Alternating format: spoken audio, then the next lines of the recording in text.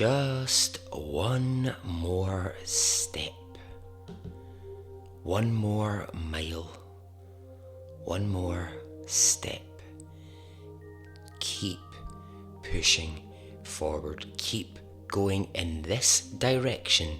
You can't go wrong. Wait, you're going wrong. It's falling apart. Start again. Ever had to fight for something over and over again? Well, these people have had to. They stand as examples of strength and courage, and bloody hell, we need that sometimes. One more step, one more mile. Keep going in this direction. Welcome to Extraordinary Stories Podcast.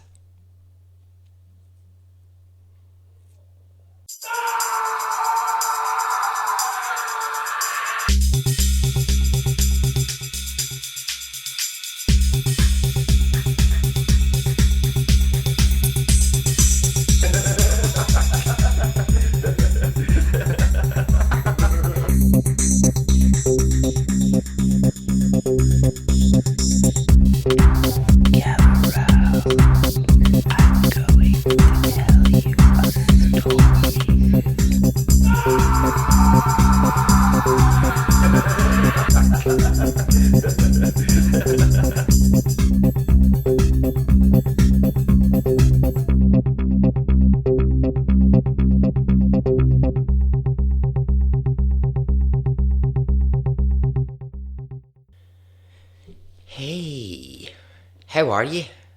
Are you well? Are you good? I am.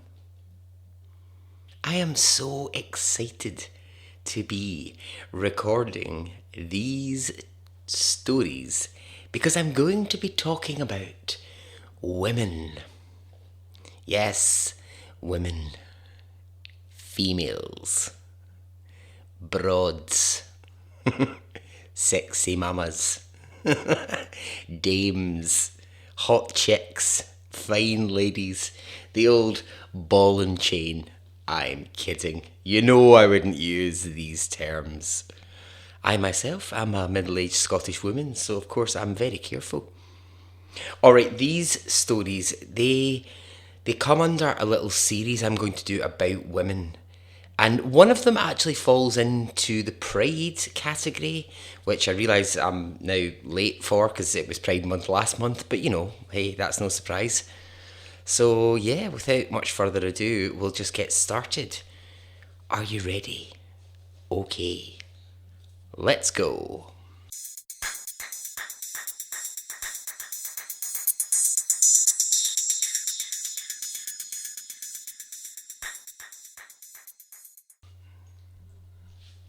Emma Rowena Caldwell was born October 1887, and she was born in Ohio. Now, back in the day, as we know, families were a lot bigger than they are now, and Emma was one of 15 brothers and sisters.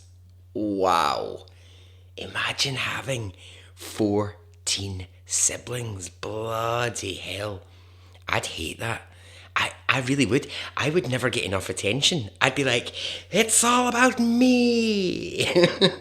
Pay me more attention, parents. Yeah, I just think I would struggle with that many siblings. But hey, I suppose if that's your lot in life, that's what it is. So Emma, she is born to Mr. Hugh Caldwell, who is a farmer, and Mother Evelyn. And when they were growing up, the entire family pitched in with helping on the farm. And most of that was organised by her mother, Evelyn.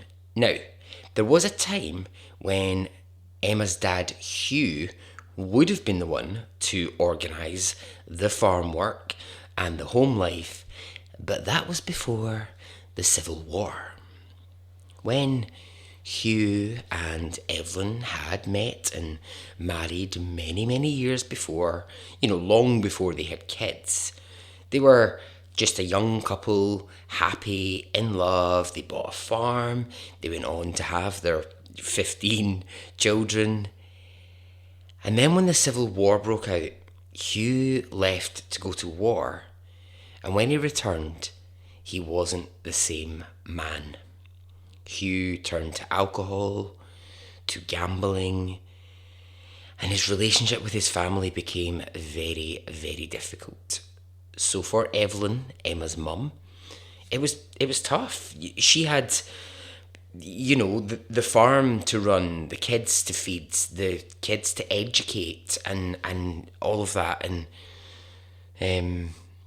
tough times. And when I was looking at Emma's story, I didn't come across a great deal about her mum, but I think as we go on and you hear what happens to Emma, you'll see that her mum and her mum's strength plays a big role in who Emma becomes.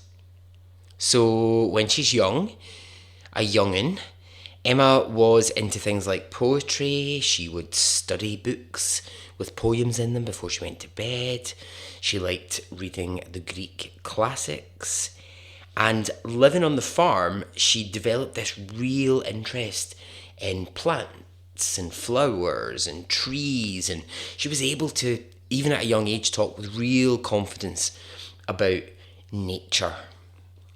God, as an adult, I can't tell you anything. I can't tell you one tree from the next. Do you know that? Honestly, I look at trees and I'm like, that's tall. That's nice and green. Honestly.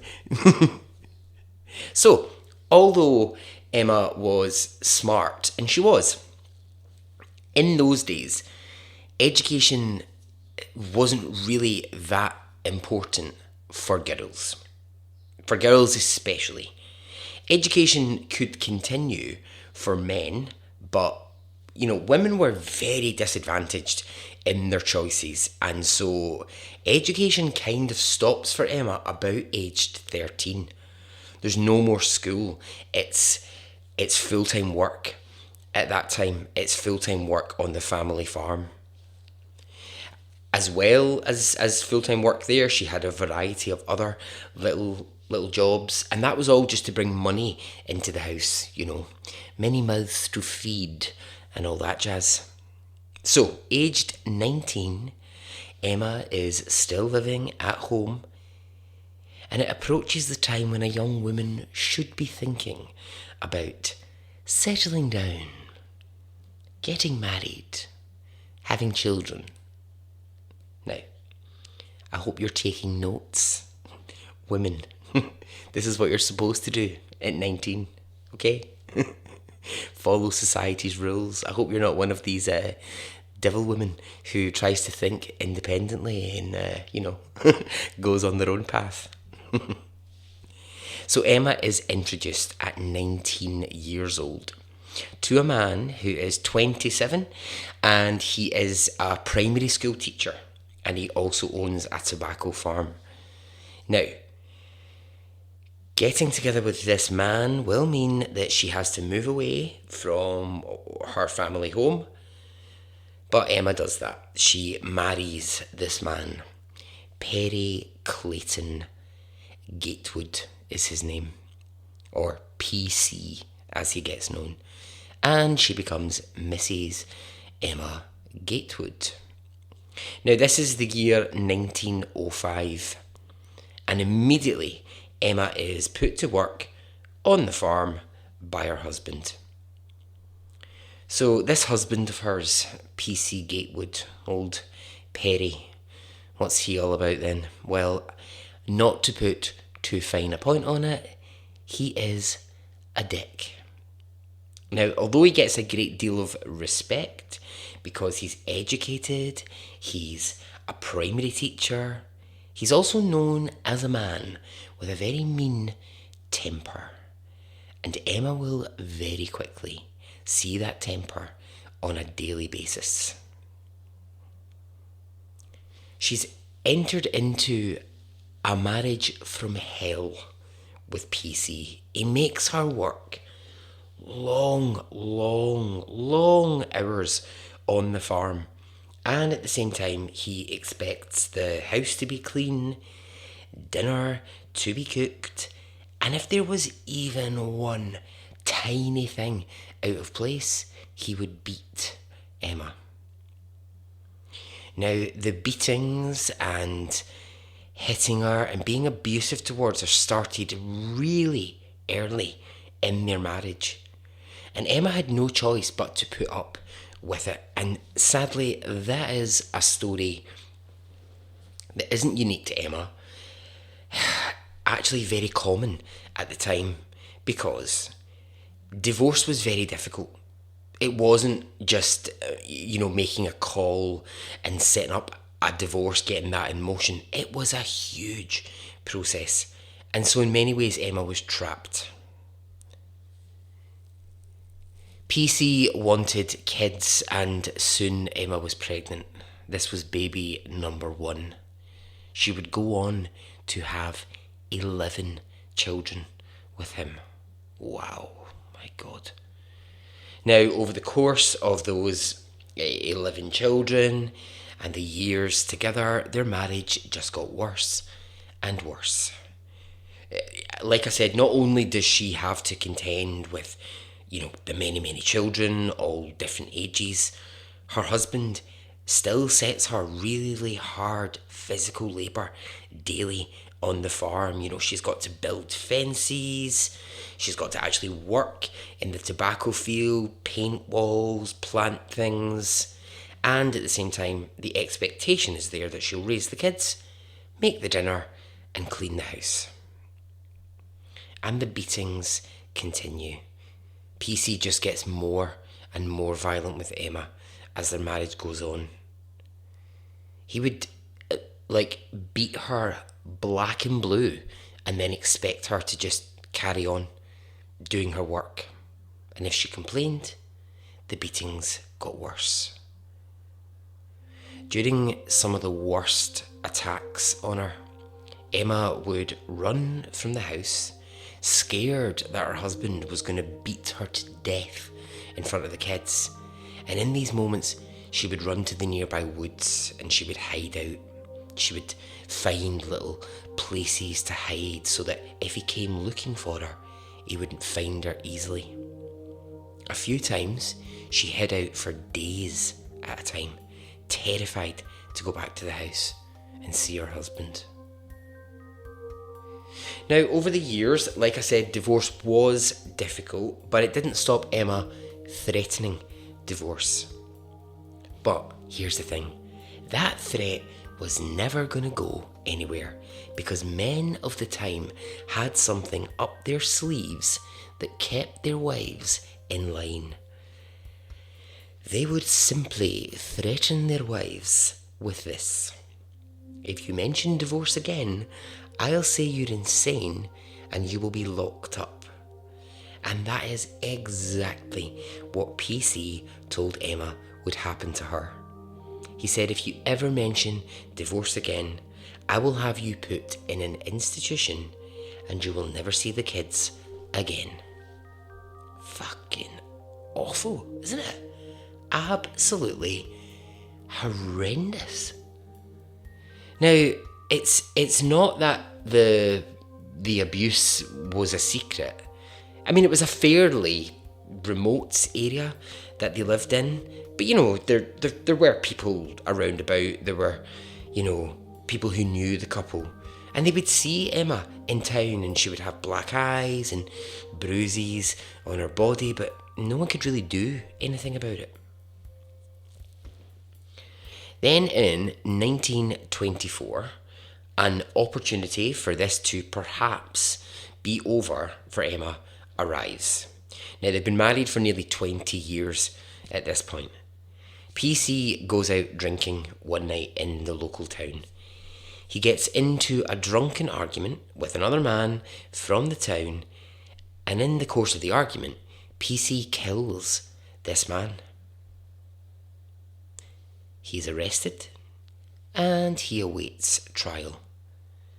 And after 20 years of marriage, this is Emma's first taste of freedom from her husband. I mean, as tragic as it is that, a man has had to die for this to happen, Emma's now thinking to herself, finally, this could be my freedom. He'll go to prison. I can be away from him. And also, it just helps everyone else to know she's married to a monster. Honestly, I don't know how she just didn't run away from that situation. Well, I don't suppose she could, because she had kids, but oh my God, to stay trapped in that. I'm telling you, this guy is lucky she didn't do a Lorena Bobbitt and chop his dick off. But if she had, I suppose she would have just ended up in the insane asylum. Now, because the law in this case is an absolute arse, PC doesn't go to prison. Although he's charged with manslaughter and he's ordered to pay the man's widow a lot of money, he pleads this to the judge. He says, I have 11 kids, I have a farm to tend, and I have a wife who is beyond useless at home. So please don't send me to prison, just send me home. And the judge agrees. What the fuck? What kind of kangaroo court is this? So Emma, thinking this was going to be her chance at freedom, finds herself back in the same bloody situation that she's been in. And it'll take until 1939, 15 years after his manslaughter charge, for this whole marriage to come to an end. And this is how it ends. This is how Emma gets out of the hell that she's in. There's a night in 1939 when PC is in a particularly bad mood.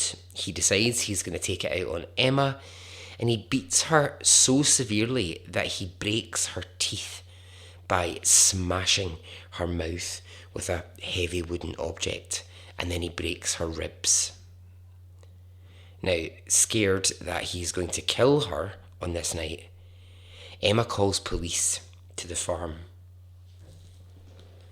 And before they arrive, PC tells her, you're going to say that this was a fight that we both got into, that we both gave as good as we got with each other. And if you don't, I'm going to say that you attacked me first. I'll have you arrested and I'll have you committed. So when the police arrive, Emma explains that she shouldn't really have called them because it was a fight they both got into and she's as much to blame as him. The police leave and Emma goes to bed. 2 days later, Emma is in town when she bumps into the local mayor, a man who Emma has known for many, many years. He's been the mayor of the town for a long, long time, and he sees the state that Emma is in. He sees that her mouth is all broken and she's hobbling, and he knows the situation. And this is what he does. He says to Emma, look, I can give you a room in my house. You can come and live with me, my wife, and my kids. We have a spare room. Emma jumps at this chance. She is done going home to her husband at this point. So it's Mr. Mayor to the rescue here. He gives Emma a room in the house. He speaks to a few local businesses and he gets Emma a series of small jobs. But he does the most important thing here for Emma. He gets her the advice that she needs to be able to start divorce proceedings. Knowing that she will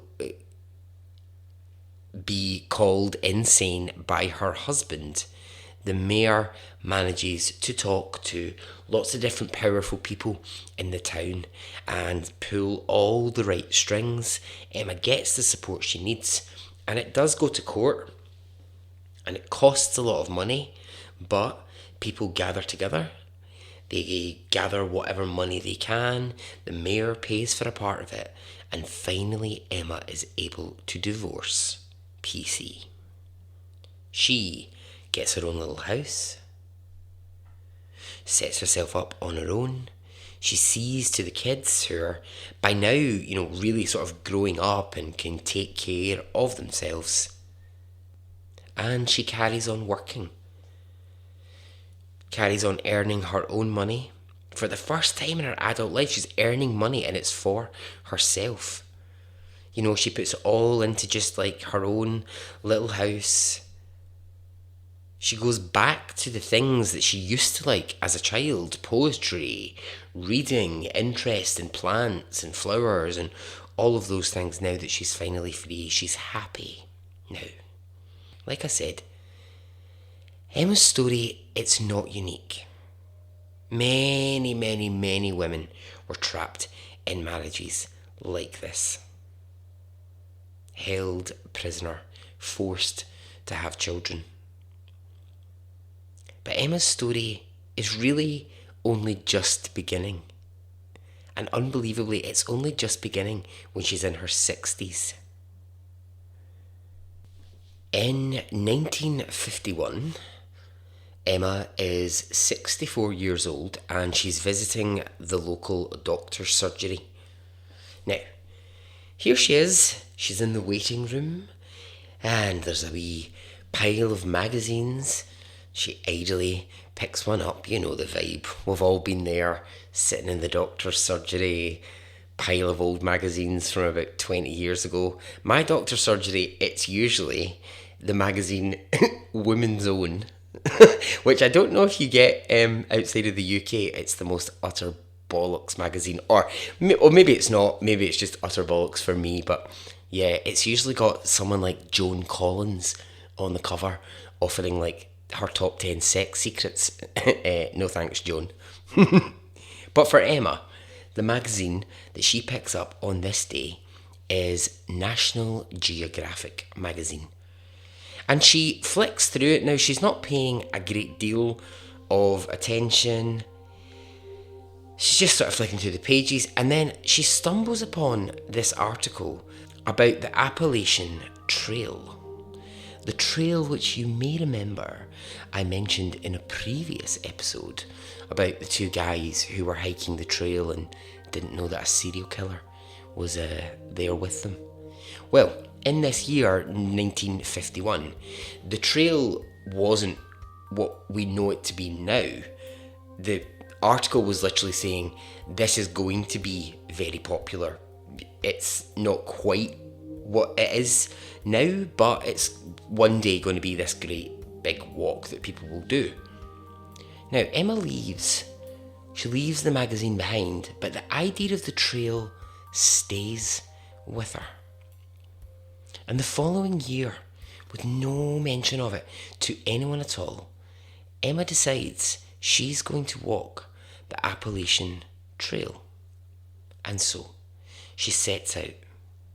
No hiking gear, just a little bag of food and not much else. Now, she starts in Maine, and she starts out strong. However, after a few days, Emma trips, her glasses fall off her face, they break, and she's left without them. However, she carries on. After the third day, she runs out of food, but she carries on. By the fourth day, she's out of food, she can't see properly, and this is really beginning to seem like a bad idea. Emma at this point runs into some park rangers, and they see the kind of state that she's in, that she's really disorientated, doesn't really know where she's going, hasn't got any food, and they say to her, look, you should probably return home. And she's not having it. She's badass. She's like, no thank you, I'm going to carry on. Now the rangers warn her she's really got to go back home or she's going to end up being seriously hurt. Now, It takes a lot, and I mean a lot, of convincing, but eventually Emma agrees to go back home. Now, when she gets home, she doesn't tell anyone about her attempt to walk the trail. By this point in her life, Emma is 66. Her 11 children are all grown up. She's got grandchildren of all ages. But over the next year, the idea of walking this trail, all 2,200 miles of it, doesn't leave Emma. It becomes a serious obsession. May the 3rd, 1955, at 67 years old, Emma is in her house. Some of her grandkids are over for the day and they're all quite contented. They're happy doing their own thing over at Granny's house. And Emma turns to her grandchildren and she says, "I'm going for a walk." Now, they don't ask her where she's going or for how long. And what they could never know, those grandkids, is that she was leaving for the next 146 days because, come hell or high water, she was going to walk the Appalachian Trail. Every step of it. Now, this time, she takes with her a small bag with some food and the most important possession that she will take, a shower curtain. Brilliant. Love this. What a brilliant image of Emma carrying this massive shower curtain. But actually pretty smart. You know, it's gonna keep her dry when it rains. On her feet she wears a pair of what are called Keds. Now, I don't know Keds. They must be an American shoe. They're like a canvas shoe with a rubber sole. Really, the point I'm trying to make is not exactly hiking gear. Anyway, as she goes on the walk, determined that this time she will not fail, she uses that knowledge that she learned at a young age about flowers and plants, and she sustains herself on berries and fruit from trees. And then at night she builds beds out of leaves and branches, and onwards she goes. Now, like I said, Emma made no big deal of this. She just went and she walked. Sometimes she stopped and wrote some poetry. You know, she took her time. Now, the trail at this time was getting pretty popular, and Emma would sort of pass people here and there and stop, say hello, and then, be on her merry way. But what began happening was that the people she would meet would exchange stories with other hikers about meeting her. And so this kind of narrative begins to build about Emma walking the trail that she knows nothing of. She has no idea this is going on. She's just doing her thing. Local newspapers begin to report that a woman was walking the Appalachian Trail on her own, without the correct gear, and pretty quickly the story begins to get a lot more attention. The Associated Press pick up the story, and now Emma Gatewood is becoming infamous. People are desperate to get images of the jolly grandmother, as they're calling her in the papers.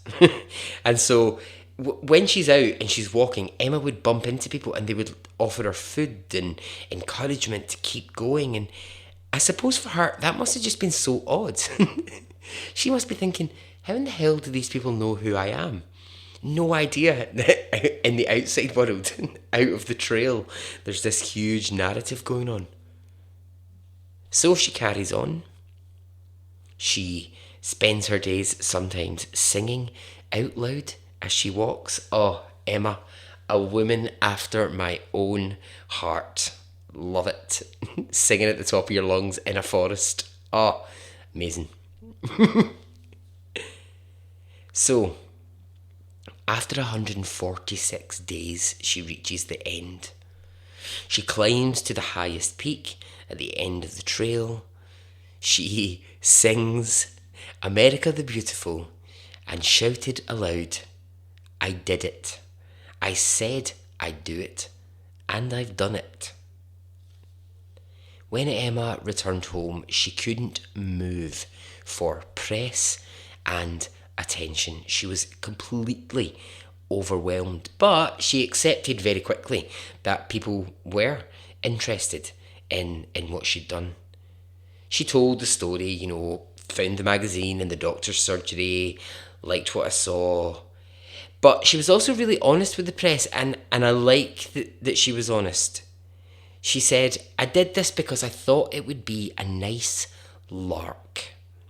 It wasn't. This is no average trail. This is a nightmare. She says of the walk, for some foolish reason, they lead you right up to the biggest rock at the top of the biggest mountain that they can find. And what Emma's talking about there is that the map that she had was one of the very first ever maps of that trail that was ever created, and it was not great because it didn't really give you a clear pathway through it. As she's saying there, it would lead her up these huge, big, bloody rocks and up mountains. And she was just being really honest about that. She was just really being, very honest with the press. When asked, "Is this something you suggest lots of people do?" she says, "I wouldn't recommend it unless you're ready to be really tested." So, the following year, 1957, Emma decides she's going to do it again. Once had not been enough for this woman, and off she went. Same as before, she just took a small bag, her shower curtain. But the difference this time is that by now photographers and journalists are following her on the trail. They want to see her walking it. They want to be able to report in to the newspapers that she's doing this. I mean, sometimes they leave her alone for days and they just let her walk. But she was finding that this time, because she had this kind of fame around it, she would get to parts of the trail and someone would appear and offer her a night's rest in their home. They would give her a hot meal. They would offer to wash her clothes before she set off again. And Emma took these opportunities. I fucking love this idea. This community helping her. I mean, she didn't really need it, Emma. She could have just done it on her own. She was on her own journey, but I love the idea that people were like, "Come into my house, I will make you some food." I think that's just great. By the time she'd finished it for the second time, the offers for TV appearances came in, and she took them. She went on to 2 major American TV shows. She went on to the Groucho Marx show and something called Art Linkletter's House Party. I've never heard of Art Linkletter, and I've never been invited to his house party, so I don't know what that one is. But she was a great guest on these TV shows because she was just so unassuming. She was real. She was just like, "Yeah, I did it. I walked it. I said I was going to do it, and I did." People loved, this story of the woman who'd walked this twice in her 60s. And what I love also is that her past, her marriage to PC, all of that stuff, it didn't really play a part in Emma's story. The newspapers weren't trying to push that angle. That was kind of left out of it. It was just more about what she'd actually achieved. So inspired by all of this publicity, Emma announced she was going to walk the Oregon Trail, which was 2,000 miles. And she did. Then, in 1964, Emma was 76 years old, and for the final time, she would walk the Appalachian Trail. Third time she's walked this. She noted that by the time she had walked it the third time, they had done a lot of work to make this a much more walkable trail. It was still the huge same distance, but a lot more of a friendly walk. Obviously, with this, more press follows. Emma is celebrated as the only female to ever complete the trail 3 times. By now, her nickname is Grandma Gatewood, and that's what she goes by.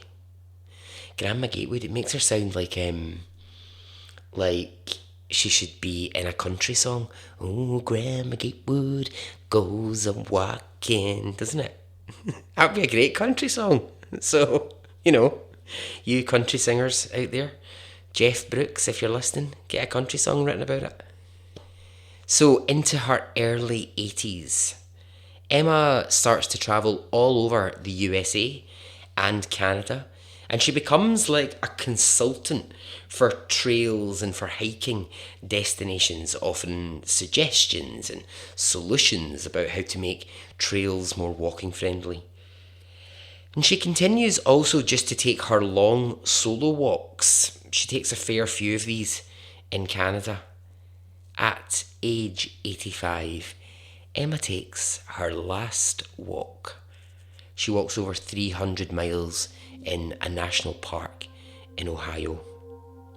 June 4th, 1973, age 85, Emma is at home when she suffers a heart attack which kills her. She is memorialised in the papers and in magazine articles, going into history as one incredibly strong woman. By the time Emma died, she had walked 23,000 kilometres, or, to put it another way, the equivalent of halfway around the earth. Today there are documentaries, books, articles, children's books, films, all made to celebrate the fabulous Emma Gatewood. And so ends the story.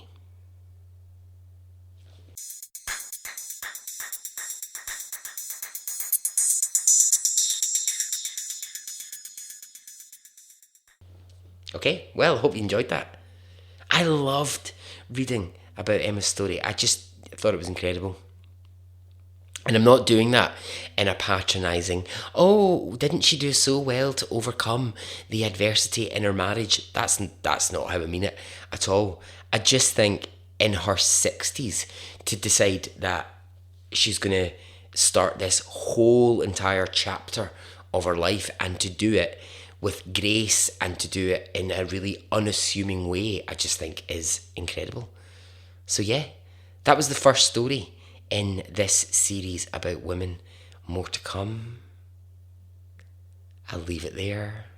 Okay. Goodbye.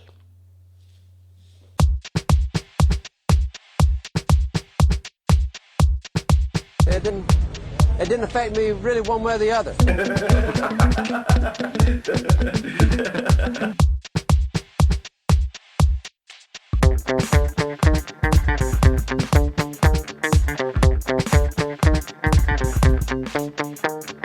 I would imagine from the look on his face,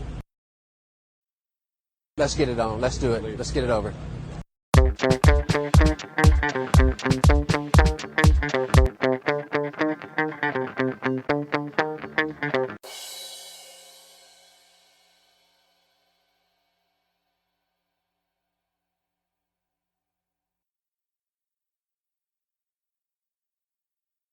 Let's get it on, let's do it, let's get it over.